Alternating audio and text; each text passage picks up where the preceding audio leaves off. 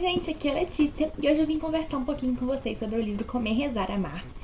Eu até tinha gravado esse vídeo, só que eu não gostei do jeito que ele ficou, eu tava falando super devagar e tava muito confuso, então eu resolvi regravar ele e vamos ver como é que vai ficar agora.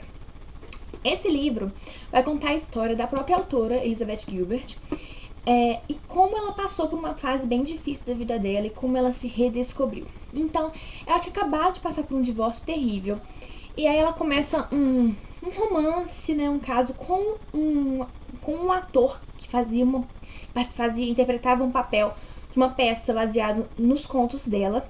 E aí ela conhece ele, ela começa esse romance, ele é um pouco mais novo que ela tem, sei lá, 35, 34 anos, ele tem 28. E ela se entrega pra esse romance e aí ela acaba ficando com o coração bem partido, porque ela já ainda tava com o coração partido por causa do marido. Então, tipo assim, ela tava uma bagunça, ela tava em depressão, tava literalmente a mess. E aí, ela, no meio dessa bagunça, ela vai uma viagem pra Bali, pela revista onde ela trabalhava. Ela era freelancer em algumas revistas, e essa revista manda ela pra Bali pra fazer uma matéria sobre pessoas que viajam pra fazer yoga. Então lá em Bali ela faz a matéria dela e tal, e ela fica sabendo de um xamã. E falam pra ela ir lá. E ela falam pra ela assim, que ela pode fazer uma pergunta. E ela fica super em dúvida, tipo assim, ela tinha 1000 coisas pra perguntar pra ele e tal. Aí ele lê a mão dela e tudo mais. E ela pergunta pra ele como ela pode ter uma experiência mais próxima com Deus. E aí ele faz um desenho pra ela. E é muito interessante essa parte do livro, onde ela vai conversando pela primeira vez com o xamã. E ele fala que que em algum momento da vida, né, ela vai voltar pra Bali, passar 4 meses com ele, e ele vai ensinar pra ela tudo que ele sabe, e ela vai ensinar pra ele falar inglês.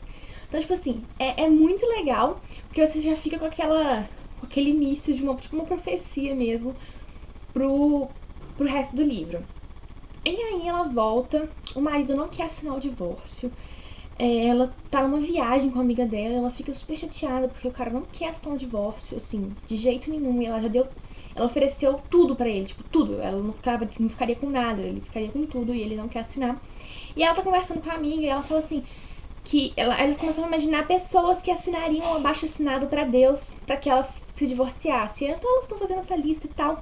E aí o telefone, passa um tempo, o telefone toca, e a advogada dela falando que ele tinha assinado.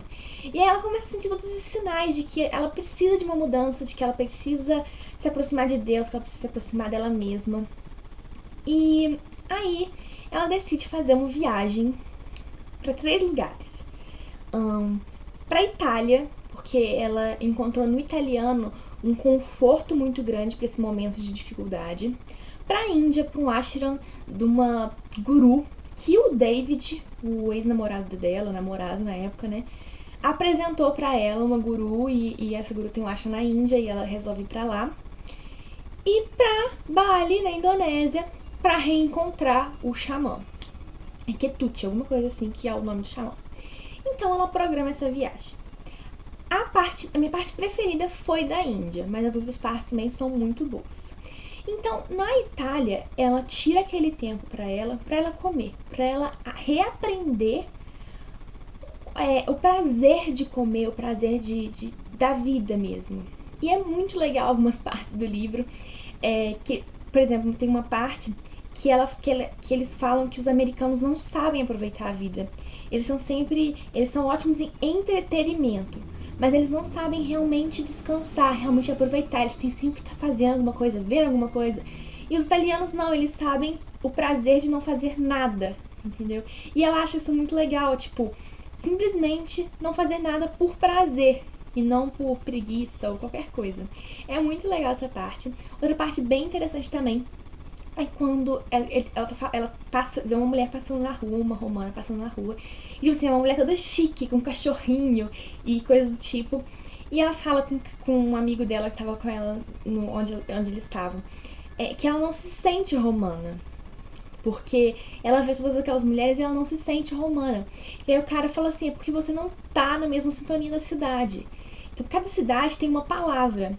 Se você não tiver a mesma palavra dessa cidade, você não vai se sentir verdadeiramente pertencendo àquela cidade. Então, ele fala, por exemplo, que a palavra de Roma é sexo. A palavra de Nova York, acho que é conquista. A palavra do Vaticano é poder. Então, é muito legal essas coisas. E ele pergunta pra ela, qual a sua palavra? E ela não sabe responder. Então, é muito interessante, é muito engraçado. Quando mais pra frente, ela descobre a palavra dela e, assim, é um pouco emocionante, porque é como se fosse uma metáfora pra todo o livro, que ela vai procurar por si mesma. Então, no início, ela não sabe qual a palavra dela, mas pro meio pro fim da viagem, ela já sabe qual a palavra dela e onde ela se encaixaria. Então, é bem legal. A parte da Itália não tem muita coisa, mas é interessante de ver. Me deu uma vontade absurda de falar italiano, porque eu já tinha essa vontade em mim. Ainda mais quando eu descobri que o curso de italiano são só 3 anos, 2 ou 3 anos. Então, eu fiquei com muita mais vontade ainda. Já coloquei nos meus planos de que sim, eu vou fazer italiano, porque, enfim, esse livro aqui, ele realmente me tocou muito em várias partes, enfim. Depois ela vai pra Índia. E aí é uma história bem diferente da Itália, né? Porque lá ela vai acordar 3 horas da manhã, vai pro... É uma cerimônia onde eles vão cantar um mantra específico, chama Gurajita. Gurajita? Eu não lembro o nome do mantra. Mas elas vão cantar esse mantra durante 1h30, 2 horas. E ela não consegue. Enfim, no início ela tem muita dificuldade, ela passa altos perrengues pro mantra. Enfim, depois eu vou contar essa história. Aí depois eles tomam café, meditam. E depois, em algum período do dia, eles têm que fazer um trabalho voluntário dentro do ashram. Então, o trabalho dela, por exemplo, é limpar o chão. Ela não consegue meditar no início. Não consegue meditar, ela não consegue esvaziar a cabeça dela. E ela conhece um cara que também tá no ashram, que é o Richard do Texas. E é muito legal a dinâmica dos dois, como ele tá sempre instigando ela a enfrentar os medos e a encarar o que ela realmente está sentindo. A relação dos dois, as conversas dos dois, sem dúvida alguma, são minhas partes preferidas do livro, assim. Ele dá uns choques de realidade nela que são muito bons. E ela também tá tendo problema com aquele mantra que eu comentei, que eles cantam de manhã, porque ela começa a ficar ansiosa, ela começa a suar, ela começa a passar mal. E ela foge alguns dias, ela não quer ir de jeito nenhum. E é muito engraçado, que ela tem uma conversa tanto com o Richard, tanto com um guru lá de onde ela tá. Então ela conversa com eles, fala sobre isso e tal, e aí eles falam com ela, você tem que encarar, porque se isso tá te causando uma reação física tão forte, é porque isso tá te fazendo algum bem. Aí tudo bem, ela aceita e tal. Só que logo depois, uns dias depois, ela acorda de manhã e descobre que a colega de quarto dela trancou ela dentro do quarto sem querer. Exatamente no horário do mantra. Então, tipo assim, era a desculpa perfeita pra ela não ir. Pô, fiquei trancada no quarto. Só que naquele momento ela fala, eu tenho que ir. Ela descobre que ela tem que ir, que ela tem que encarar aquele medo dela. E aí ela pula a janela, machuca o pé e vai, e assim... E aí ela começa a se soltar naquilo, soltar todas as energias dela, todas as emoções dela. E é muito legal essa parte. Daí, quando ela realmente começa a se soltar mesmo, já tava perto dos dias que ela ia embora, porque ela resolveu ficar. Ela ia viajar pela Índia por talvez 3 meses, alguma coisa assim. Então ela ia ficar metade do tempo no ashram e a outra metade viajando mesmo, passeando, conhecendo lugares e tal. Só que aí ela se dá conta de que na realidade ela não precisa passear, porque ela vai ter a vida inteira dela pra poder ficar passeando. E ela não vai ter a vida dela no ashram. Então ela decide ficar toda a estadia dela da Índia no ashram. E aí ela vai descobrindo coisas novas, vai se abrindo, e é muito legal. No final, eu não lembro se era ela que estava indo ou se era o amigo dela, não o Richard, um outro. Um dos dois estava indo embora, e aí esse amigo dela é um bombeiro, acho que eu não lembro de onde, Nova Zelândia, algum lugar assim. Ele dá pra ela um papel falando assim, como se fosse passos pra ela se libertar. Ele leva ela pra uma torre.